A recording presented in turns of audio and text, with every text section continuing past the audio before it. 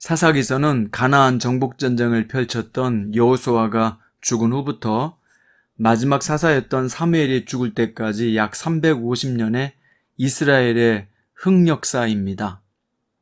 40년 동안 유목민으로 방랑하던 이스라엘이 이제 정착하여 살게 되자 좋은 일보다는 나쁜 일이 더 많이 일어났습니다. 특히 그들은 급속히 가나안 사람들이 숭배하던 우상에 빠져들었고 그들의 타락한 문화에 동요되고 말았습니다. 하나님께서 일찍이 민수기 33장에서 염려하던 상황이 현실이 되고 만 것입니다. 이스라엘이 가나안에 정착하면서 가장 큰 실수가 있어요. 하나님께서 쫓아내라고 했던 가나안 족속들을 쫓아내지 않고 그들에게 노역을 시켜 부려먹는 쪽을 선택했습니다. 말씀의 순종보다 현실에 타협한 것이죠. 이 불순종이 사실 350년의 흑역사를 만드는 가장 큰 요인이었습니다. 오늘 본문은 사사기 1장 1절부터 10절인데요. 그 중에서 1절부터 3절 말씀까지 읽겠습니다. 여호수아가 죽은 후에 이스라엘 자손이 여호와께 여쭈어 이르되 우리 가운데 누가 먼저 올라가서 가나안 족속과 싸우리이까? 여호와께서 이르시되 유다가 올라갈지니라. 보라, 내가 이 땅을 그의 손에 넘겨주었노라 하시니라.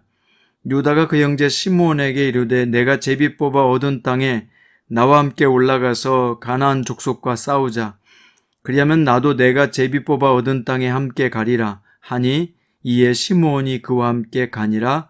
아멘.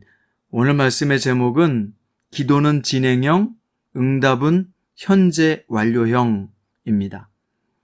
오늘 본문의 내용은 정복전쟁 영웅 여호수아가 죽은 후 하나님께 누가 먼저 가나안 족속과 싸우리까 물었는데요.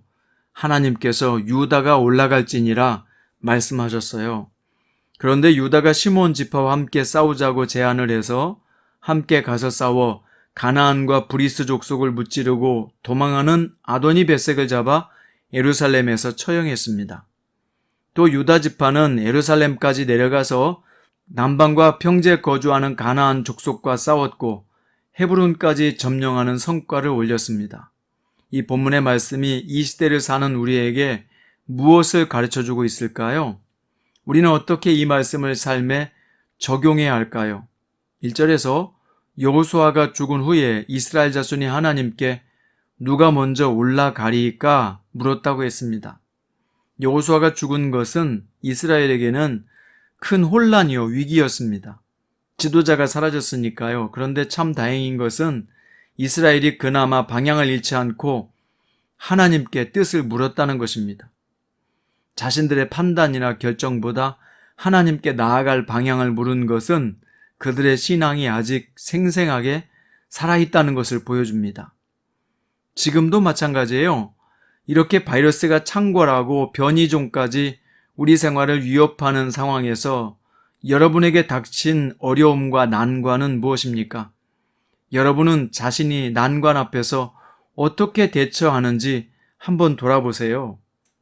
그저 시간이 다 해결하겠지라고 낙관하며 마음 편하게 먹고 지내고 있습니까? 아니면 내게 닥친 난관으로 인해 좌불안석이 되어 근심 걱정하며 평안을 잃어버렸나요?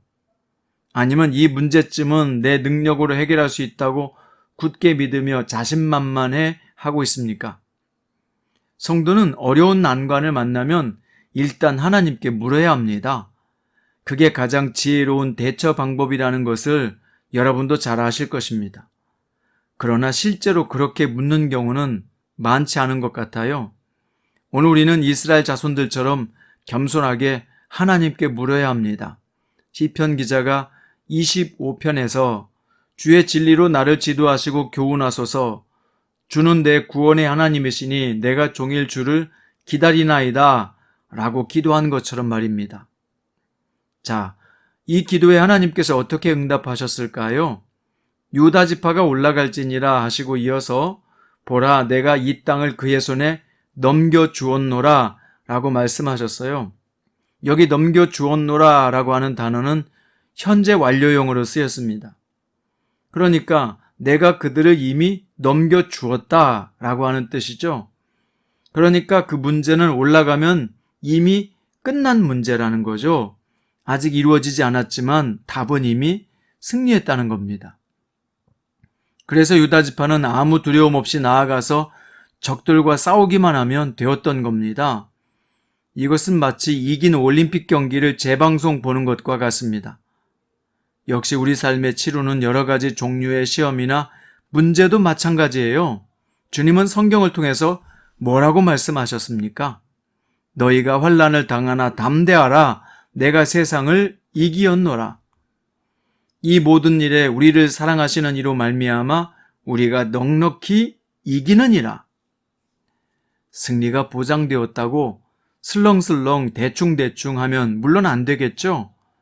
사탄은 우리에게 혼란을 주어 승리의 자리까지 가는데 헤매게 해서 시간을 낭비하게 해버리니까요.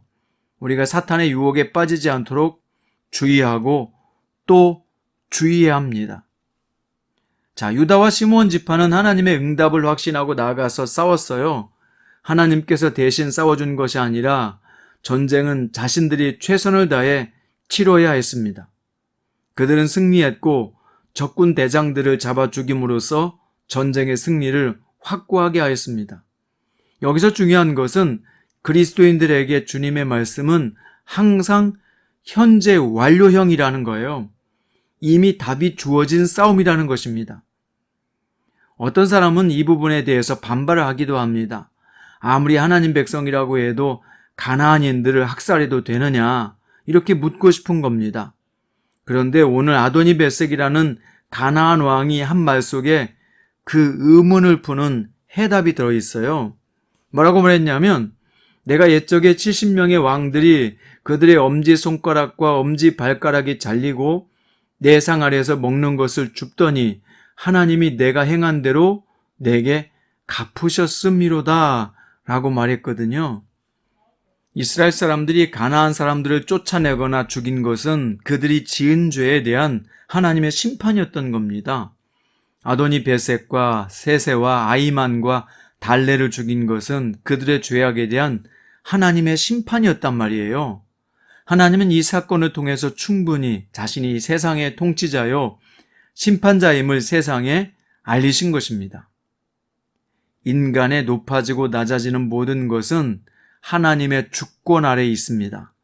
하나님은 우리를 높이기도 하시고 낮추기도 하시고 흥하게도 하시며 망하게도 하십니다.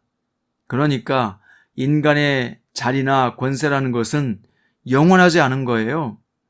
언제 뒤집힐지, 언제 내려와야 할지 다 하나님의 때에 뒤집힙니다.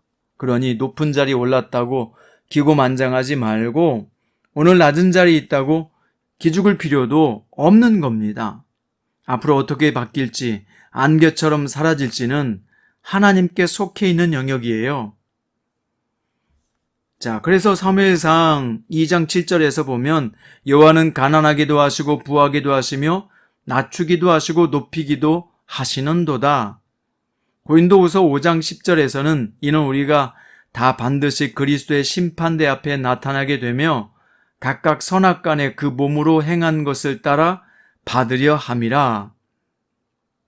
여러분, 오늘 또 나의 잘못된 판단과 불순종으로 하나님의 징계나 심판이 오지 않도록 철저하게 남이 아니라 자신을 점검하십시오. 그러나 난관을 만나면 기도하십시오. 하나님을 붙드세요. 확실한 응답이 오면 즉시 순종하십시오. 기도는 진행형이지만 응답은 현재 완료형입니다.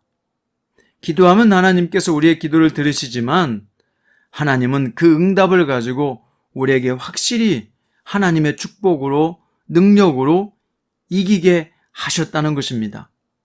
그러므로 오늘 또 하나님 앞에 기도하고 말씀을 붙들고 나아감으로 말미암아 선한 열매를 거두는 주님의 큐티 가족들 되시기를 주의 이름으로 축원드립니다. 기도드리겠습니다. 우리와 함께 하시는 주님, 어느 때고 하나님께 묻고 나아가는 사람이 되겠습니다. 또한 말씀은 살아있고 권세가 있어 반드시 이루어짐을 믿습니다. 그러므로 오늘 또 눈앞이 아니라 멀리 보며 말씀을 확신하며 최선을 다하겠습니다. 행한 대로 갚으시는 아버지의 뜻을 따라 오늘 또 작은 것이라도 주변 사람을 섬기는 선행을 실천하겠습니다. 우리를 통해 이 영적 가나안을 점령하게 하소서. 한 사람의 영혼이라도 더 구원하는 일에 우리 모두가 사용되게 하소서. 오늘 또 살아계셔서 우리를 인도하시는 예수 그리스도의 이름으로 기도드립니다.